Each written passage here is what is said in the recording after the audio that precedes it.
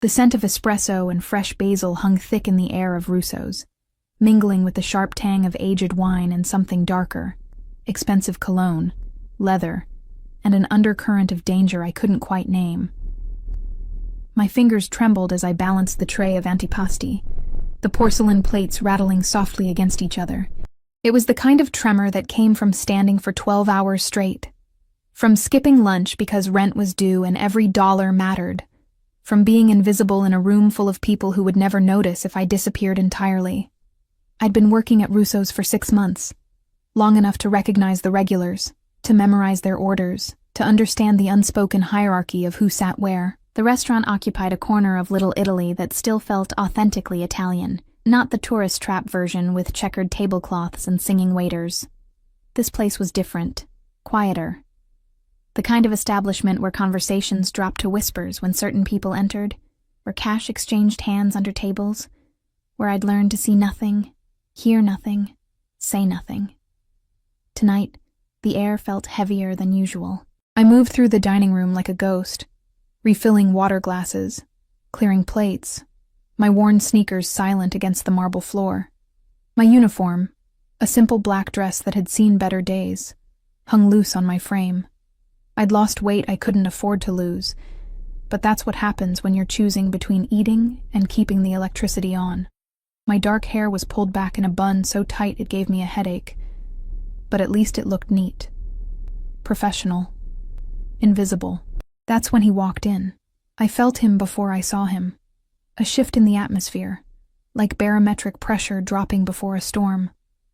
Conversations stuttered, silverware paused mid-air.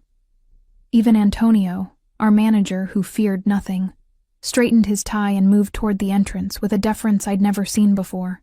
He was tall, over 6 feet, with the kind of presence that didn't require volume or violence to command attention. His suit was charcoal gray, perfectly tailored, probably worth more than I'd make in a year. Dark hair swept back from a face that could have been carved from marble. Sharp cheekbones, a jaw that suggested he'd never backed down from anything in his life. And eyes, God, those eyes. Even from across the room, I could see they were the color of espresso, so dark they were almost black, and they swept the restaurant with the practiced awareness of a man who'd survived by noticing everything. 2 men flanked him. Not friends. Security. They moved with military precision, one scanning the room while the other spoke quietly into his wrist. The way they positioned themselves, blocking exits, checking sight lines, told me this wasn't a man who went anywhere without protection. Mr. De Luca, Antonio breathed, and I recognized the name like a punch to the gut. Dante De Luca. I'd heard the name whispered in the kitchen, seen it in newspaper articles I shouldn't have been reading. The De Luca family didn't just own restaurants in Little Italy, they owned everything: protection, imports, construction, and businesses nobody talked about in polite company. The kind of family that made problems disappear. The kind of man mothers warned their daughters about. He moved toward his usual table. Corner booth, back to the wall, clear view of both entrances, and I realized with sinking dread that it was in my section. My section. Of course it was. I pressed myself against the wall as his entourage passed, and for one breath-stealing moment, his gaze swept over me. Not at me, over me, through me. The way people look at furniture. In that instant, I saw the cruelty that could live in beauty, the violence that could hide behind civility. Then he was past, settling into the booth with the easy confidence of a king on his throne. One of his guards remained standing, positioned where he could watch the door. The other sat adjacent, never fully relaxing. De Luca himself sat back, one arm draped along the booth's edge, and opened a menu he probably had memorized. Table 12. Antonio hissed at me, appearing at my elbow. Don't mess this up, Sophia. Don't speak unless spoken to. Don't make eye contact. Take his order. Bring his food. Be invisible. I'm always invisible, I murmured. But Antonio had already hurried away. I approached the table on legs that felt like water, my order pad clutched in damp fingers. The guard tracked my movement with cold efficiency. Up close, I could see the slight bulge under his jacket. Gun, of course. Good evening, I said softly, keeping my eyes on my notepad. Can I start you with something to drink? Macallan, 25. Neat. His voice was like smoke and silk, carrying an Italian accent that turned English words into something almost musical. And water. Still, not sparkling. Pellegrino for my associate. I scribbled notes I didn't need, my hand shaking slightly. And for dinner? The osso buco. Tell Marco to prepare it the way my father liked it. He'll know. I nodded, turning to leave, desperate to escape the suffocating weight of his presence.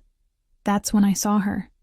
She'd entered through the side door, the one near the kitchen that regular patrons weren't supposed to use. Beautiful in that calculated way that required effort and money. Honey blonde hair in perfect waves, a red dress that probably cost more than my car, lips painted the color of arterial blood, but it wasn't her beauty that made my blood run cold. It was the 3 men who entered behind her, fanning out with the practiced coordination of a tactical team. They weren't dressed like waiters or guests. They wore dark suits, yes, but their jackets were unbuttoned, hands positioned near their waists. Ready, and they were positioning themselves around DeLuca's table. I'd seen enough mob movies to recognize a setup when I saw one. My eyes darted to the woman. She was looking directly at DeLuca with an expression that mixed triumph and fury in equal measure. His wife? She had to be. The rock on her finger could fund a small country. Time seemed to slow down. I saw her nod, almost imperceptibly, to one of her men. I saw his hand move toward his jacket. I saw the guard beside DeLuca tense, sensing something wrong but not yet sure what. Every instinct screamed at me to run, to hide in the kitchen, to be anywhere but here. This wasn't my business. These weren't my people. I was nobody. Just a broke waitress trying to survive in a city that chewed up people like me and spit them out. But I thought of DeLuca sitting there, unaware, his back against the wall, but his focus on the menu. I thought of the violence about to explode in a restaurant full of innocent people. I thought of blood on marble floors, of screaming, of police and questions I couldn't answer. My hand moved before my brain caught up. I grabbed a cocktail napkin from my apron, fumbling for the pen clipped to my order pad. My fingers were shaking so badly I could barely write, scrawling 6 words in desperate, jagged letters. Your wife set a trap. Leave now. I folded the napkin with trembling hands, walked back to his table on legs that barely held me, and placed it directly in front of him next to his water glass. His eyes lifted to mine for the first time, really looked at me, and I felt stripped bare under that gaze. Dark eyes that had seen too much, that could probably read every desperate thought in my head. For one endless moment, he stared at me, and I watched something shift in his expression. Not gratitude, not kindness, something sharper, more dangerous. Recognition that I'd just inserted myself into something I didn't understand. He unfolded the napkin with one hand, his movements slow and deliberate. I watched his jaw tighten as he read the words.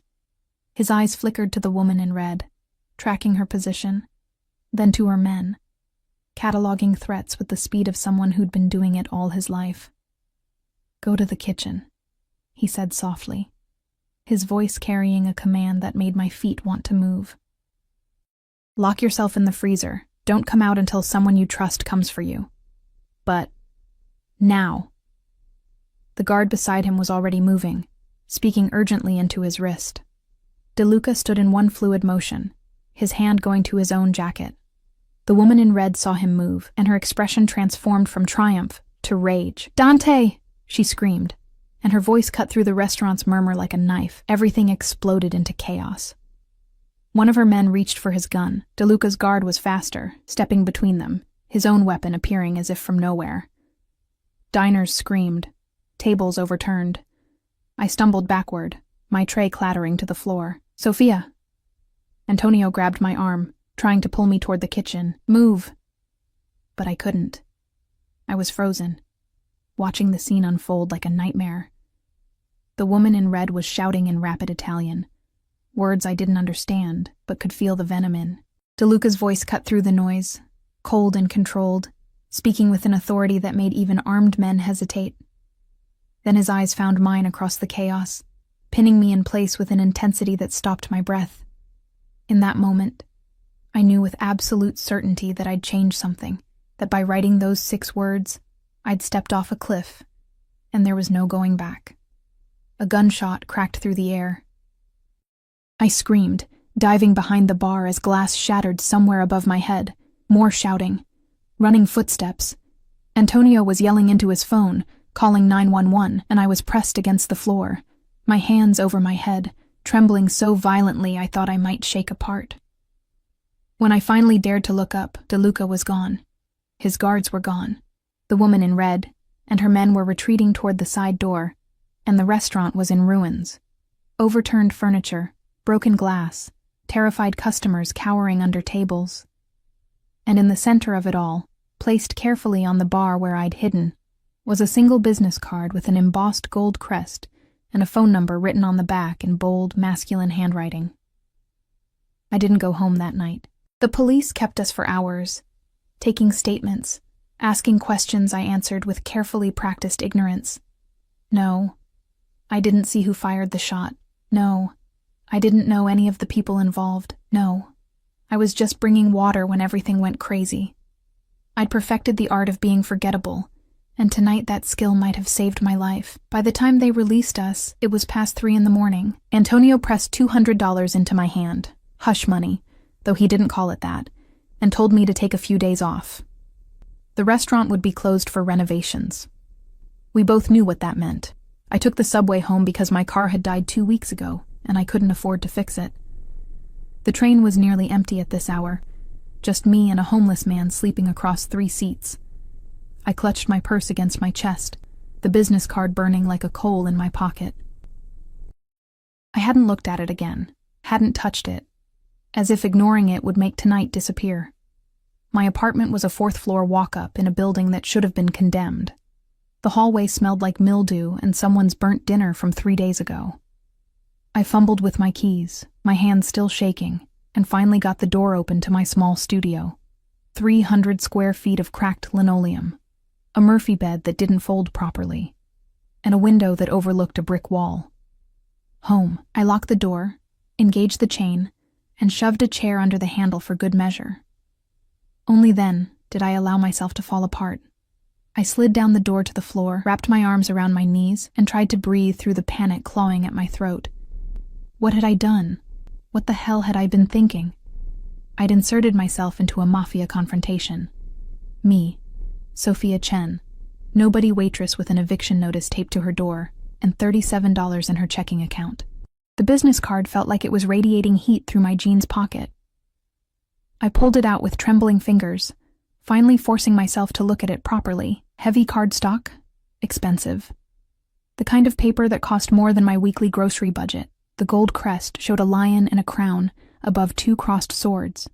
Beneath it, in elegant script, DeLuca Enterprises. I flipped it over. The phone number was written in black ink, the handwriting bold and decisive. Below it, 3 words that made my stomach drop. Tomorrow, 2 p.m. Call. Not a request, a command. I should have torn it up. Should have flushed it down the toilet and pretended tonight never happened. Instead, I placed it on my small table and stared at it like it might bite me. Sleep was impossible. I lay in my Murphy bed watching the ceiling, jumping at every sound in the hallway, replaying the moment over and over. The way his eyes had locked onto mine. The gunshot. The chaos. The card appearing as if by magic. Your wife set a trap. Was she his wife? Had I just helped him escape a murder attempt? Or had I inserted myself into something darker, more complicated than I could comprehend? When dawn finally came, I was exhausted but wired, my mind racing in circles. I made instant coffee because it was all I could afford, and stood at my window watching the city wake up. Somewhere out there, Dante DeLuca was alive because of me. And somewhere out there, the woman in red was probably very, very angry about it. The card sat on my table, waiting. At 1:30 p.m., I picked up my phone, put it down, picked it up again. My finger hovered over the keypad, heart hammering against my ribs. This was insane. I should ignore it, block the number, move to another state. At 1:45, I dialed. It rang once. A man's voice answered, not DeLuca's, crisp, professional, American. Miss Chen, Mr. DeLuca is expecting you. A car will arrive at your address at 2:15. Please be ready. How did you... But he'd already hung up. I stared at my phone in horror. He knew my name. My address. Of course he did. Men like Dante DeLuca didn't leave loose ends. They tied them up or cut them off. Panic seized me. I should run. Pack a bag and disappear, but where would I go? I had no family, no savings, nowhere to hide from someone with his resources. And something in that crisp voice had made it clear. This wasn't optional. I showered quickly in my tiny bathroom where the hot water only lasted 3 minutes, then stood in front of my closet staring at my pathetic collection of clothes.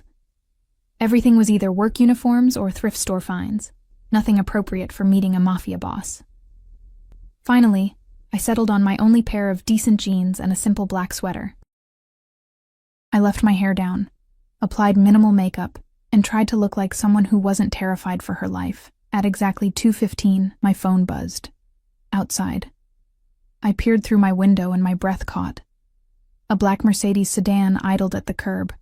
Its windows tinted so dark they looked like pools of ink, the kind of car that cost more than I'd make in 5 years, the kind that said money and power and don't ask questions. I grabbed my purse, checked 3 times that my door was locked, and descended the stairs on shaking legs. The driver was already standing by the rear door, tall, broad-shouldered, wearing a black suit and sunglasses despite the overcast day. He opened the door without a word, and I caught a glimpse of the interior. Black leather, polished wood, a privacy screen between front and back. "Miss Chen," he said, his voice flat and professional. I climbed in because what choice did I have? The door closed with the heavy thunk of expensive engineering, sealing me in cool, leather-scented silence. The seats were buttery soft. Classical music played softly from hidden speakers, and despite the luxury, I felt like I was being driven to my execution. We drove through the city, leaving my neighborhood's cramped streets for wider avenues lined with brownstones and boutiques. The buildings got nicer, the cars more expensive, the people more polished. We crossed into a neighborhood I'd only seen in magazines, where doormen stood at attention and private parks hid behind iron gates. The car pulled up to a building that looked like it belonged in a European capital, all limestone and brass, with an awning stretching to the curb and a doorman who looked like he could bench press me. He opened my door, offering his hand to help me out. "Miss Chen, Mr. DeLuca is expecting you, penthouse level." The lobby was all marble and mirrors, with a chandelier that probably cost more than my entire building. An elevator attendant, an actual person whose job was to press buttons, smiled politely and pressed P. My reflection in the mirrored walls looked small and out of place. A mouse in a palace.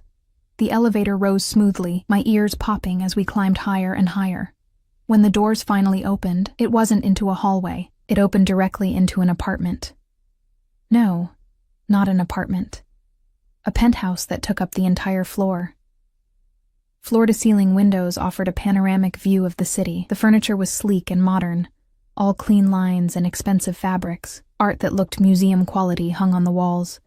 And standing by the windows, silhouetted against the afternoon light, was Dante DeLuca.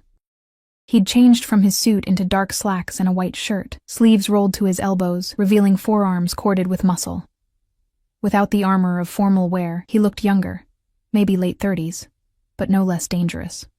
He turned as I entered, and even from across the room, I felt the weight of his attention. "Miss Chen." He moved toward me with the fluid grace of a predator, and every instinct screamed at me to run. "Thank you for coming." Did I have a choice? The words escaped before I could stop them. His mouth curved, not quite a smile, but something close. "No?" At least he was honest. He gestured to a sitting area near the windows. "Please, sit." I perched on the edge of a sofa that probably cost more than my yearly rent, my hands clasped in my lap to hide their trembling. He sat across from me, close enough that I could see the faint scar above his left eyebrow, the shadow of stubble along his jaw. Close enough to smell his cologne, Something dark and expensive with notes of cedar and bergamot. You saved my life last night, he said simply. I saw something wrong. Anyone would have... No. His voice cut through my stammering like a blade.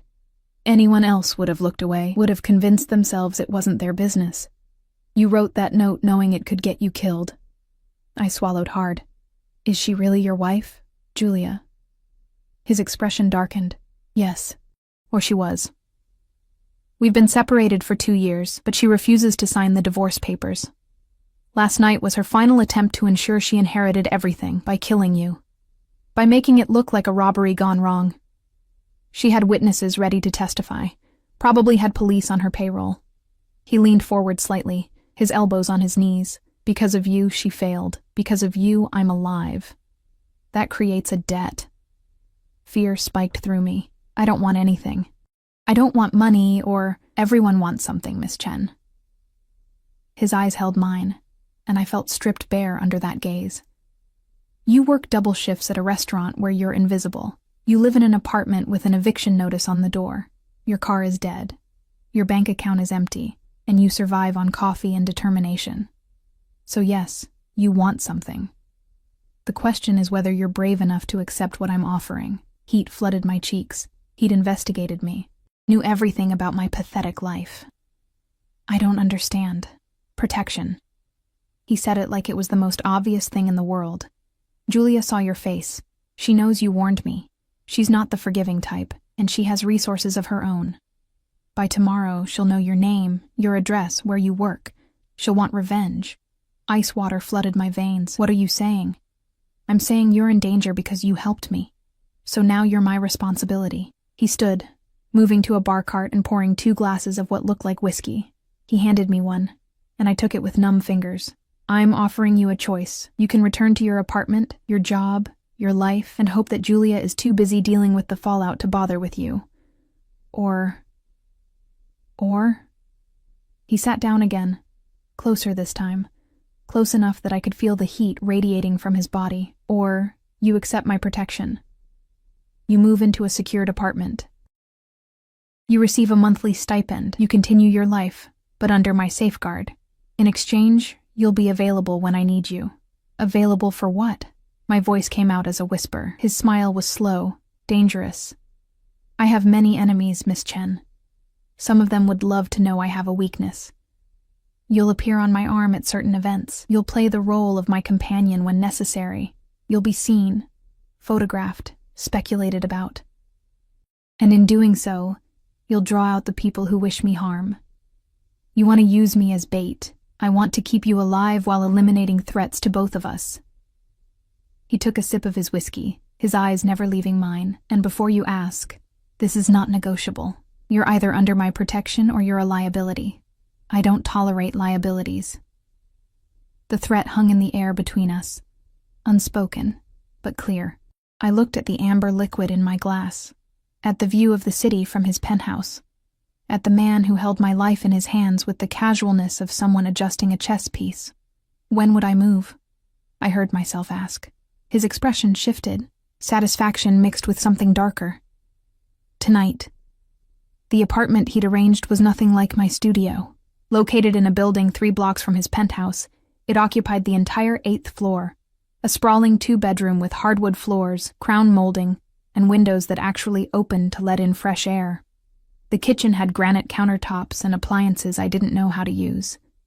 The bathroom had heated floors, and a shower big enough for 3 people. The master bedroom held a king-sized bed, with sheets that felt like silk against my skin. It felt like a gilded cage. 2 men had arrived at my old apartment within an hour of my agreement, efficiently packing my meager possessions while I stood in shock. They'd moved me in before midnight, then stationed themselves outside my new door. Guards, DeLuca had explained, for my protection. But I knew what they really were, wardens ensuring I didn't run. That first night, I lay in the enormous bed, staring at the ceiling, feeling like I'd sold my soul. Maybe I had. I'd traded my freedom for safety, my anonymity for protection. And somewhere in this city, a woman in a red dress was plotting revenge. The next morning, I found an envelope slipped under my door. Inside was a credit card, black, heavy, with my name embossed in silver, and a note in that same bold handwriting. For necessities. First event is Friday. Dress appropriately. D Friday. That gave me 3 days. I spent Tuesday in a daze, exploring my new prison. The refrigerator had been stocked with fresh food, real vegetables, imported cheeses, bread from a bakery instead of the corner store. The closet held hangers waiting for clothes I didn't own. Everything was perfect, sterile, ready for me to fill it with a life I didn't recognize. Wednesday, a woman arrived at my door. Tall, elegant, probably in her 50s, with silver hair and a perfect chignon, and eyes that assessed me like I was a project. Sophia Chen. I'm Margot. Mr. DeLuca has retained my services to prepare you for Friday's gala. Prepare me? I repeated stupidly. Her smile was professional but not unkind. Hair, makeup, wardrobe. You're attending the Castellano Foundation charity ball. It's quite the event. Mr. DeLuca wishes you to make an impression. She swept into my apartment with the authority of someone used to being obeyed, pulling out a tablet and scrolling through images. First, we need to address your wardrobe.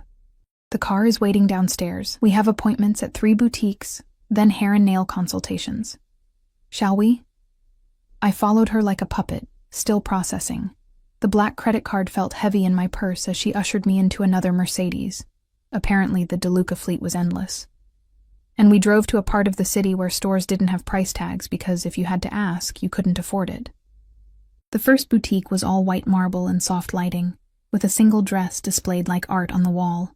The owner greeted Margot by name, then turned assessing eyes on me. Ah, yes, I see it. Innocent but striking, classic with an edge. I have just the thing. What followed was a blur of silk and satin, of being measured and pinned, of dresses that cost more than I used to make in 6 months. Margot rejected most with a simple shake of her head until they brought out a gown in deep emerald green. Try this one, she instructed. In the dressing room, I slipped into the dress and barely recognized my reflection. It was elegant, but sensual, with a high neckline in front but cut to expose my entire back. The silk hugged my curves I didn't know I had, and pooled at my feet like liquid. It made me look sophisticated, dangerous even. Perfect, Margot declared when I emerged. We'll take it, and shoes to match, please. The price, I started, is irrelevant. She waved her hand dismissively. Mr. DeLuca's instructions were clear. Whatever is necessary. By Thursday evening, I'd been transformed. My hair had been cut and styled into soft waves that framed my face. My nails were painted a deep burgundy. Margot had taught me how to walk in 4-inch heels without looking like a newborn giraffe. She'd coached me on posture, on which fork to use, on how to smile without showing too much emotion. Remember, she said as she packed up her materials, you're not his girlfriend. You're not his lover. You're his companion. Professional, poised, mysterious. Let them speculate. Never confirm or deny anything. And above all, stay close to him. Don't wander. Don't accept drinks from anyone else. Don't trust anyone. The warning in her voice sent chills down my spine. Is it really that dangerous? Her expression softened slightly. Sophia, these events are theaters of war. The weapons are just better hidden. Mr. DeLuca has many enemies, and they'll all be watching to see who this new girl is. Show weakness, and they'll exploit it. Show too much strength, and they'll see you as a threat. She touched my shoulder gently. Stay close to him. He won't let anything happen to you. But would he? Or was I just another piece on his chessboard, expendable when necessary? Friday arrived too quickly. I spent the day in a state of anxious preparation, trying on the dress 3 times, practicing my walk, rehearsing responses to imaginary questions. At 6 p.m., there was a knock on my door. I opened it to find Dante DeLuca in a tuxedo that probably cost more than a small car. He looked devastating, all sharp lines and barely contained power. His dark hair swept back, his jaw freshly shaved. The white shirt made his olive skin seem to glow, and his eyes... God, those eyes swept over me with an intensity that made my skin burn. You look... He paused, and something flickered in his expression. Perfect. Margot did all the work, I said, suddenly self-conscious under his gaze. No. He stepped closer, and I caught his scent. that same cedar and bergamot that had haunted my dreams. Margot enhanced what was already there. You've been hiding, Sophia, trying to be invisible, but tonight everyone will see you. He offered his arm, and I took it, feeling the solid muscle beneath the expensive fabric. His guard, the same one from the restaurant, waited by the elevator, scanning the hallway before nodding. Marco will be nearby all evening, Dante explained as we descended. If we're separated for any reason, find him. Don't go anywhere with anyone else. Understand?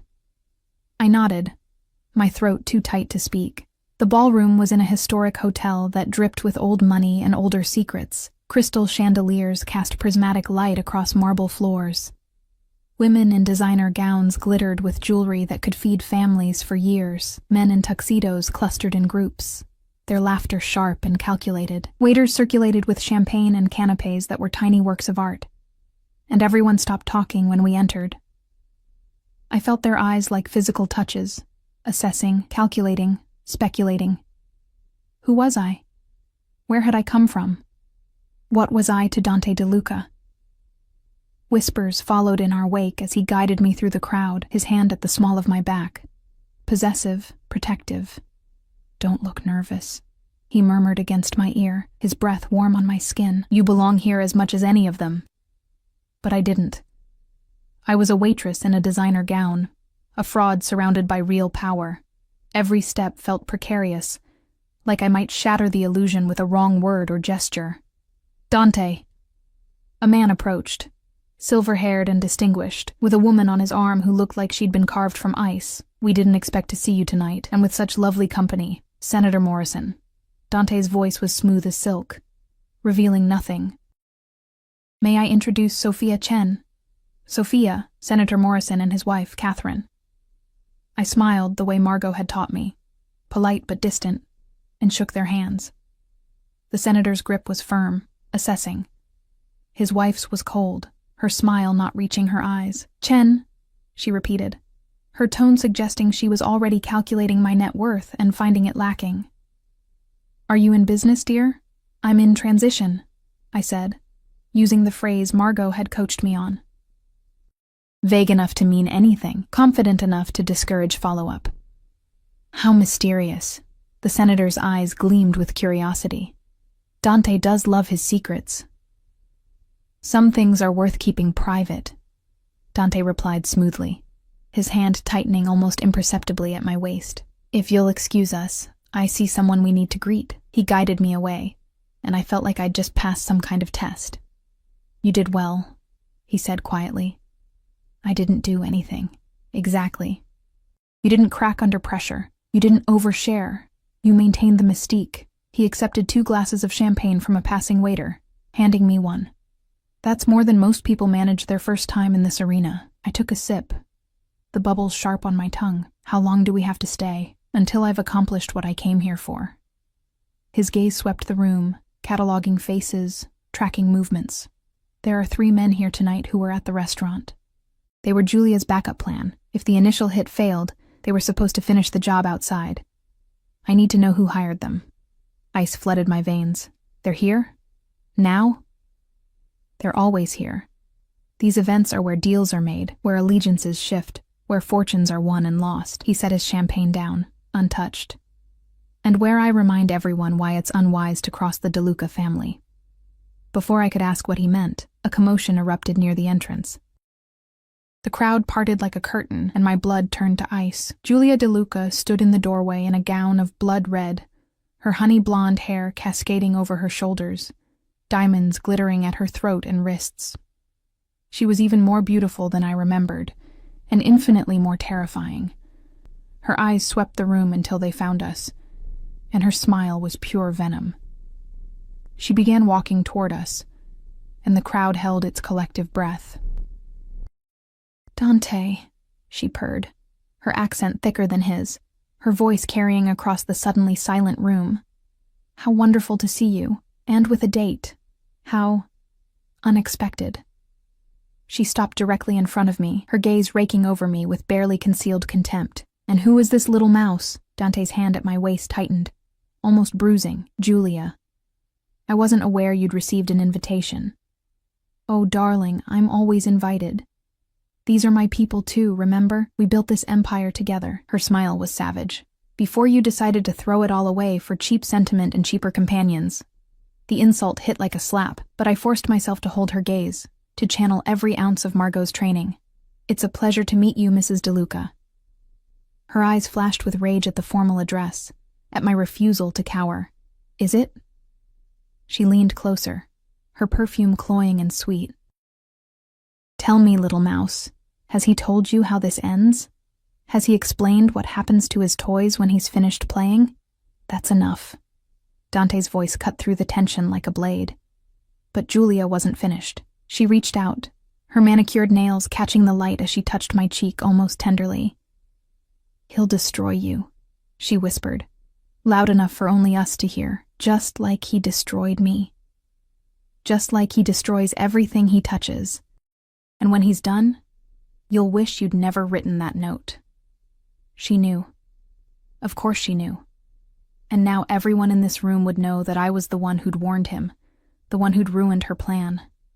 I was a target, marked for death by a woman who had the resources and the rage to make it happen. The ballroom erupted into carefully controlled chaos the moment Julia stepped back. Conversations resumed at double volume, laughter too loud, everyone pretending they hadn't just witnessed a declaration of war, but I could feel their eyes on us, hungry for blood, eager to see how this drama would unfold. Dante's hand slid from my waist to intertwine with my fingers, his grip firm enough to keep me anchored. Smile, he murmured, his voice low and commanding. Don't let her see fear. I forced my lips into something resembling a smile, though my heart was hammering so hard I thought everyone could hear it. Julia had moved away, surrounded by a cluster of well-dressed vultures who were undoubtedly feeding on every detail. She laughed at something one of them said, the sound carrying across the room like breaking glass, but her eyes never left us. We need to leave, I whispered urgently. She's not going to do anything here. Too many witnesses, too many cameras. Dante guided me toward the dance floor as a string quartet began playing. But she's made her move, which means I need to make mine. Dance with me. I don't know how to... But he was already pulling me into his arms, one hand at my waist, the other holding mine as he swept me into a waltz. I stumbled, my heels catching on the hem of my dress, but his grip was iron, holding me upright, guiding me through steps I didn't know. Follow my lead, he said, his mouth close to my ear. Don't think. Just feel. It was impossible not to feel, his body pressed against mine, the heat of his hand burning through the silk at my back, the solid strength of him surrounding me. Up close, I could see the faint lines at the corners of his eyes, the shadow of exhaustion he hid behind control. He smelled like expensive cologne and danger, and despite everything, despite the terror and the threat and the insanity of this situation, I felt safe in his arms. The man at 3 o'clock, he murmured as he spun me. Gray suit, silver tie. That's Vincent Calabrese. He was at the restaurant. Watch his hands. I risked a glance and saw a man in his 50s, distinguished looking, with cold eyes that tracked our movement. His right hand kept moving to his jacket pocket, a nervous tell. He's armed, I breathed. Everyone here is armed, Kara. The difference is who's willing to use their weapon. Dante spun me again, positioning us so his back was to Calabrese. And who's watching? I understood then. This wasn't just a dance. It was a message. By holding me close, by displaying me in front of everyone, Dante was declaring that I was under his protection, that anyone who touched me would answer to him. It was possessive and archaic and should have terrified me. Instead, I felt a dangerous thrill. The song ended, and polite applause rippled through the crowd. Dante didn't release me immediately. His hand lingered at my waist, his thumb tracing a small circle against my spine that sent heat flooding through me. Mr. DeLuca. A new voice cut through the moment. Deep, accented, carrying an edge of threat barely concealed beneath civility. We turned to find a man approaching, flanked by 2 others who moved with military precision. He was tall, broad-shouldered, with the kind of face that had been handsome before violence had carved it into something harder. His tuxedo was impeccable, but underneath, I sensed barely controlled violence. Dante's entire body tensed. Constantine, I heard rumors you'd found new companionship. The man, Constantine, swept his gaze over me with an assessment that made my skin crawl. She's quite lovely. Very different from Julia. That's the point, Dante replied coolly. Constantine laughed, a sound without humor. Always the businessman. Tell me, does she know what she's gotten herself into? Does she understand the price of being seen with you? That's not your concern, isn't it? Constantine stepped closer, and I felt Marco materialize at my other side, his presence a wall of muscle. You made it my concern when you refused my offer, when you chose to protect your territory instead of expanding into mine. Now you parade this girl around like a trophy, marking her as yours, making her a target for anyone who wants to hurt you. The threat was explicit now, hanging in the air between them. I wanted to run, to disappear, but Dante's hand at my waist held me in place. If you're threatening what's mine, Dante said softly, and there was death in that softness, then we have nothing more to discuss. Not a threat. An observation. Constantine's smile was razor sharp. Beautiful things break so easily, don't they? It would be a shame if something happened to her. An accident, perhaps. Wrong place. Wrong time. These things happen in our world. Marco's hand moved toward his jacket, but Dante's voice stopped him. Constantine, walk away. Now, before this becomes something neither of us can walk back from. For a long moment, the two men stared at each other, and I felt the weight of decades of rivalry, of territories and power plays I couldn't begin to understand. Finally, Constantine stepped back, his smile never wavering. Enjoy the evening, Dante. And you, Miss Chen, I managed, proud that my voice didn't shake. Miss Chen, I do hope we meet again, under better circumstances. He inclined his head, then turned and melted back into the crowd with his guards. I realized I'd been holding my breath. Who was that? The head of the Volkov family, Russian Mafia. Dante's jaw was tight with controlled fury. They've been trying to push into Italian territory for years. Seeing me with you, seeing that I have something to protect, they'll see it as weakness. Then why bring me here at all? The words burst out before I could stop them. Why make me a target? He turned to me, and the intensity in his eyes stole my breath. Because you were already a target the moment you handed me that note, because hiding you away would only delay the inevitable, and because... He paused, something shifting in his expression. Because now everyone knows that hurting you means war with me. And no one wants that war, except Julia, I whispered. And Constantine. And how many others? Too many to count. His thumb traced my cheekbone, the gesture almost tender. Which is why you don't leave my sight. Not tonight. Not until this is finished. The rest of the evening passed in a blur of introductions and veiled threats, of smiles that didn't reach eyes and handshakes that felt like tests. Dante kept me close, his hand always at my waist or holding mine, his presence a constant shield. I met senators and CEOs, socialites and criminals disguised in designer suits. All of them assessed me, calculated my worth, and found me wanting in different ways. By the time we finally left, near midnight, my feet were screaming in their heels, and my face hurt from maintaining a pleasant expression.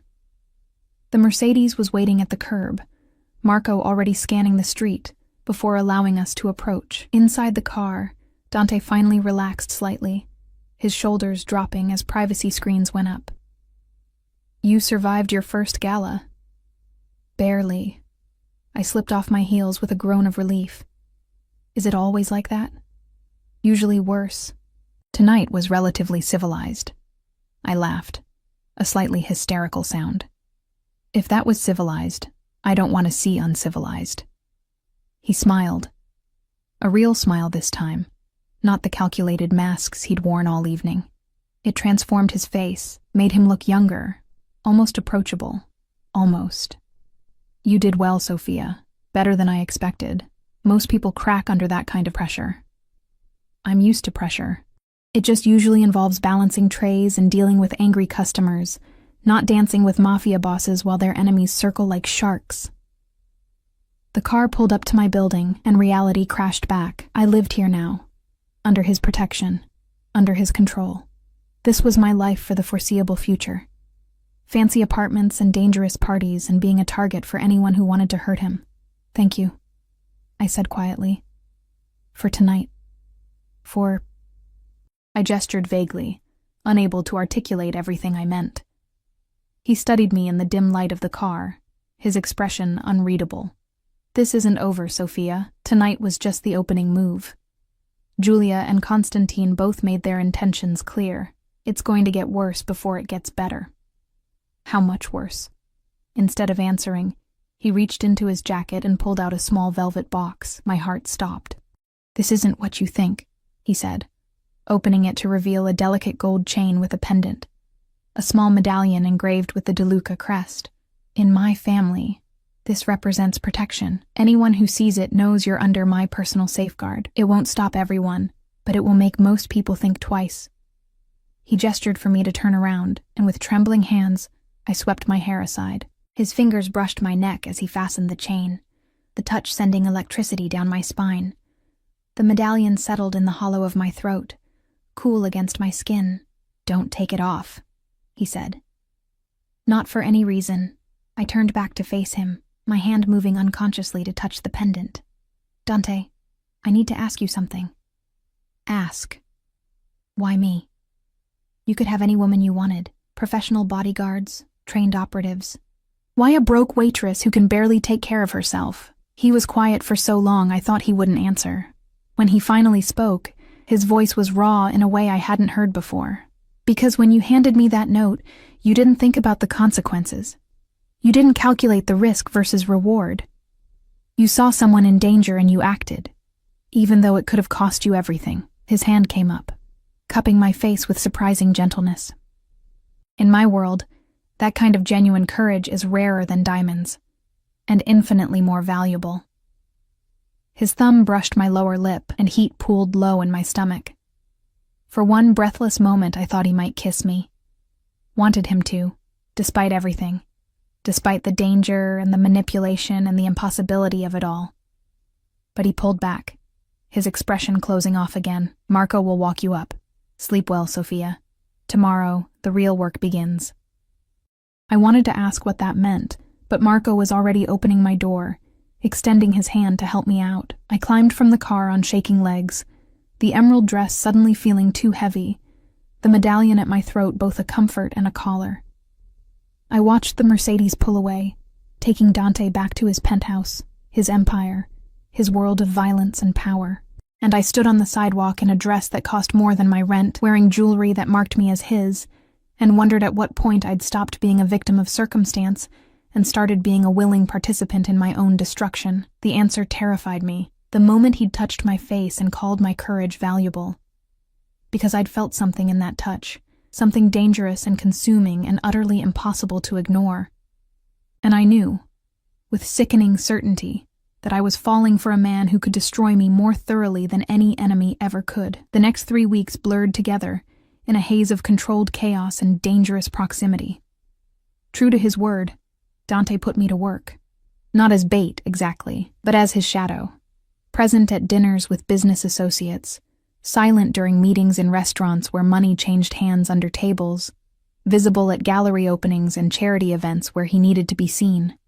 I became a fixture at his side, the mysterious woman whose presence raised questions nobody dared ask directly, and with each appearance, the danger escalated. First, it was small things. A threatening note slipped under my door, a dead rat left on my doorstep. My car, which Dante had replaced with a sleek black Audi I was terrified to drive, keyed in the parking garage. Marco increased security, adding a second guard to shadow my movements, but the message was clear. Someone wanted me afraid. Then it got worse. I was leaving a cafe near my apartment, coffee in hand, when a black SUV jumped the curb. I barely had time to scream before Marco yanked me backward, the vehicle missing me by inches before speeding away. My coffee splattered across the sidewalk like blood, and my hands shook so badly Marco had to guide me back to the building. Dante arrived within minutes, his face a mask of cold fury. He didn't ask if I was okay, he could see I wasn't. Instead, He pulled me against his chest, one hand in my hair, holding me while I trembled. "I'm moving you," he said into my hair. "Tonight. To the penthouse." "No." I pulled back, surprising both of us. "That's what they want. They want to isolate me, to make me completely dependent on you. I won't—" "You almost died, Sophia." His voice was raw. They escalated from threats to action. Next time, Marco might not be fast enough. "Then teach me to protect myself." The words came out stronger than I felt. "Give me a gun. Teach me to shoot, to fight back. I won't be helpless. I can't." He studied me for a long moment, something shifting in his expression.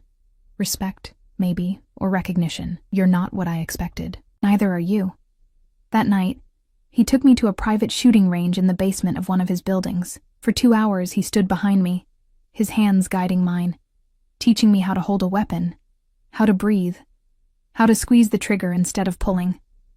His body pressed against mine, his voice low in my ear, and I couldn't tell if the heat flooding through me was fear or something far more dangerous. "Again!" he commanded after I'd emptied the clip into the target, my shots wild and scattered. "Focus on the center mass. Don't aim for the head. Too small a target. Aim for what you can't miss." I reloaded with shaking hands, raised the gun, and fired. This time, 3 shots hit the silhouette's chest, not center mass, but closer. Better. His hand covered mine on the gun, steadying it. "You have good instincts, Kara. You just need to trust them." That became our routine, days of playing his companion in public, nights of training in private. He taught me to shoot, to fight dirty, to spot threats before they materialized. And somewhere in those late-night sessions, with sweat on my skin and his hands on my body correcting my stance, the line between protection and possession began to blur. I told myself I was still afraid of him, that the way my pulse raced when he touched me was fear, not desire, that the heat in his eyes when he looked at me was calculation, not hunger. I was lying to myself. 2 weeks after the SUV incident, everything came to a head. Dante received intelligence that Julia was planning something big, a final move to eliminate both of us. She'd allied with Constantine, combining Italian and Russian resources for a coordinated attack. The target, a private art auction at a warehouse Dante owned, where he was scheduled to acquire a painting worth millions. "It's a trap," Marco warned during the briefing in Dante's office. I sat in the corner, officially just listening, but Dante kept glancing at me like he needed to confirm I was still there. "She knows you'll go. She's counting on it. Then we spring the trap first." Dante's voice was cold, clinical. "We go, we bring extra security, and we end this, tonight." "And Sophia?" Marco's eyes flicked to me. "She's a target too. She stays here, locked down, 6 guards on the penthouse." "No." I stood, my heart hammering. If I'm here alone, I'm vulnerable. At least at the auction, I'm with you. "Absolutely not. You said I was valuable because I act without calculating risk." I moved closer to his desk, planting my hands on the polished wood. "You said my courage was worth protecting. So let me be courageous. Let me stand with you instead of hiding like a coward." His jaw tightened, a muscle ticking. "If something happens to you, then you deal with it the way you deal with everything else. But you don't lock me away like I'm breakable." I held his gaze, refusing to back down. "I'm going, with or without your permission." Marco made a choking sound that might have been a suppressed laugh. Dante's eyes flashed with something between fury and admiration. "You're the most infuriating woman I've ever met." "I'll take that as a compliment." It wasn't meant as one, but his mouth curved slightly. "Fine. You come, but you stay with Marco at all times. You don't leave his side, you don't wander, and if I tell you to run, you run. Understood?" "Understood." The warehouse was in an industrial district near the docks, all exposed brick and steel beams, transformed for the night into an elegant gallery space. Paintings hung on temporary walls, soft lighting making the art glow. Waiters circulated with champagne. A string quartet played softly in the corner. And beneath the civilized veneer, I felt the tension crackling like electricity. Dante's security was everywhere. Men in dark suits positioned at every entrance, on every catwalk, their eyes constantly scanning. Marco kept me close, his hand hovering near his weapon. Dante worked the room with practiced ease, greeting collectors and dealers, but I could see the coiled readiness in his posture. He was waiting for it. We all were. It started with the lights. They cut out suddenly, plunging the warehouse into darkness. Screams erupted. Glass shattered. And then gunfire. Sharp cracks that echoed off the brick walls like thunder. Marco shoved me down behind a display wall, his body covering mine. "Stay down!" More gunshots. Shouting in Italian and Russian, the chaos of violence erupting in darkness. I pressed myself against the wall, my hand moving to the small gun Dante had given me. A Glock 43, light enough for my hands, deadly enough to stop a threat. Emergency lighting kicked in, bathing everything in eerie red.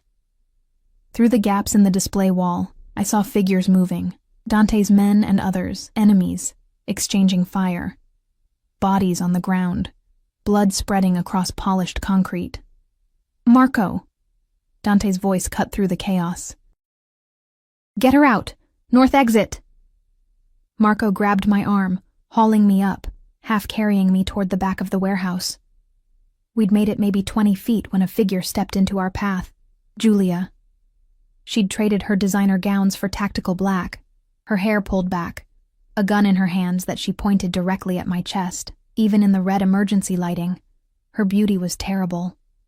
A vengeful angel come to deliver death. "Hello, little mouse," she said, her accent thick with rage. "Did you really think you could take what's mine and live?" Marco reached for his weapon, but another figure emerged behind us. One of Constantine's men. Gun pressed to Marco's head. We were trapped. "Julia?" Dante's voice came from somewhere in the shadows. "Let her go. Your fight is with me." "No." Julia's eyes never left mine. "My fight is with everyone who helped you betray me, starting with the waitress who ruined everything." Her finger tightened on the trigger, and time seemed to slow. I saw the hammer pulling back, saw the inevitability of my death in her eyes. My hand moved without thought, pulling my own gun, years of Dante's training compressed into muscle memory. 2 shots rang out simultaneously. I felt something tear through my shoulder, spinning me backward. Pain exploded through my body, white-hot and consuming. But I saw Julia stagger, saw red bloom across her chest, saw the shock in her eyes as she looked down at the wound. I'd shot her. I'd actually shot her. Everything erupted into chaos. Dante appeared like an avenging angel, his gun aimed at Constantine's man. Marco twisted free, disarming his captor. More of Dante's security poured in. The Russian tried to run, but didn't make it 3 steps before Dante's bullet found him. Then Dante was at my side, gathering me into his arms, his hands pressing against my shoulder. "Sophia. Sophia, stay with me." "I shot her," I whispered, shock setting in. You survived. That's all that matters." His voice was fierce, desperate in a way I'd never heard. "Marco, get the car. Now!" The warehouse was in chaos, sirens in the distance, Dante's men securing the scene, Constantine's forces retreating.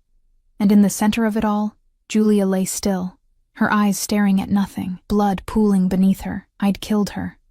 The thought kept circling as Dante carried me to the car, as Marco drove through red lights toward a private hospital, as doctors with no questions asked worked on my shoulder. I'd taken a life. I'd looked another human being in the eyes and pulled the trigger, and I'd do it again to survive. The bullet had gone clean through, missing bone and major arteries. "Lucky," the doctor said. "I'd be fine in a few weeks." But lying in the hospital bed, Dante in the chair beside me refusing to leave, I didn't feel fine. I felt transformed, changed into something I barely recognized. "It gets easier," Dante said quietly, reading my thoughts. "The first one is always the hardest." "Does it get easier?" He was quiet for a long time. "No, it gets familiar. That's different." I turned to look at him. This man who'd upended my life, who'd turned me from invisible waitress into someone capable of killing. His face was drawn with exhaustion, his shirt still stained with my blood, and his eyes held something I'd never seen there before. Fear. For me. "Why didn't you let me die?" I asked. Back at the restaurant? Back at the auction? I'm just a waitress. I'm nobody. You're not nobody. He leaned forward, his hand finding mine. You're the woman who saved my life without thinking twice, who faced down senators and mobsters without flinching, who learned to shoot in 2 weeks and took down my ex-wife to survive. His grip tightened. You're the bravest person I've ever met. And somewhere along the way you stopped being an obligation and became something I can't afford to lose. My breath caught. Dante. I know. I know it's insane. I know I've ruined your life, pulled you into a world you never asked for. But Christo, Sophia, you make me want to be the man you see when you look at me instead of the monster everyone else sees. He kissed my knuckles, and the tenderness in that gesture broke something in me. When you're healed, he continued, you can leave. I'll give you money, a new identity, set you up anywhere in the world. You'll be free of all of this, of me. And if I don't want to leave? His head snapped up, hope and disbelief warring in his expression. Sophia, you said I had courage. Well, here it is. I pulled him closer with my good arm. I choose to stay, not because I'm trapped or afraid, but because somewhere in this madness, I fell for you. The real you, not the mask. And I want to see where that goes, even if it's dangerous, especially if it's dangerous. His kiss was everything I'd imagined and nothing I'd expected, fierce and gentle, claiming and questioning, tasting of coffee and desperation. When we finally broke apart, his forehead rested against mine, his breath ragged. You're going to drive me insane, he murmured. Good. You deserve it. He laughed, the sound genuine and unburdened, and I realized I'd never heard him laugh like that before, like he was free. The next weeks were recovery and reconstruction. Constantine, faced with the death of Julia and the failure of his attack, retreated to Russian territory, his alliance dissolved. The families brokered an uneasy peace. Dante consolidated power, and I healed. When I was finally released from the doctor's care, Dante took me to his penthouse. Not as a prisoner or an obligation, but as a partner. We stood at the windows overlooking the city, his arms around me, the medallion still at my throat. What happens now? I asked. Now? He turned me in his arms, his eyes holding that warmth I'd learned to recognize as love, even if he hadn't said the word yet. Now we build something new, something that's ours. No more pretending, no more games.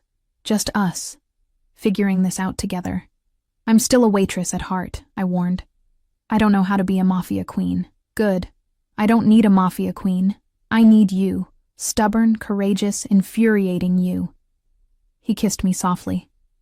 The woman who handed me a note and changed everything. 6 months later, I stood in Russo's, now under new ownership, legitimate business, no more shadowy dealings. Dante had bought it and given it to Antonio to run properly. I wasn't waitressing anymore. Instead, I managed Dante's legitimate business operations, using my skills to transform his empire from something built on fear to something built on respect. It wasn't perfect. There were still threats, still danger, still nights when I woke from nightmares of Julia's dying eyes, but there was also Dante's warmth beside me, his steady presence, his gradual transformation from ruthless boss to a man learning to trust, to love, to build, instead of destroy.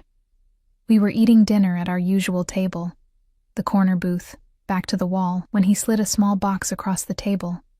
Not velvet this time, simple wood, carved with the DeLuca crest. Before you panic, he said, amusement in his eyes. It's not what you think. Open it. Inside was a key, just a simple brass key on a chain. What's this? Key to the penthouse. Your penthouse too, if you want it. He took my hand. I know we've done everything backward. Started with danger, moved to survival, and somehow ended up here. But I'm asking you now properly. Sophia Chen, will you build a life with me? Not as my companion or my obligation, but as my partner, my equal, my future. Tears burned my eyes as I took the key, as I leaned across the table to kiss him in the restaurant where it all began. Yes, 1,000 times yes. Around us, the restaurant continued its evening service. Waiters moved between tables. Customers laughed and ate and lived their normal lives, unaware that the couple in the corner booth had fought through hell to find this moment of peace. I was no longer invisible, no longer just surviving. I'd been tested by fire and emerged transformed, stronger, fiercer, loved by a dangerous man who'd learned to be gentle with me. The medallion at my throat wasn't a collar anymore. It was a promise. And as Dante's hand covered mine, the key between our palms, I knew that I'd made the right choice that night at Russo's. Not the safe choice, not the easy one, but mine. And sometimes, that's all the courage you need, to choose your own path, even when it leads straight into the fire.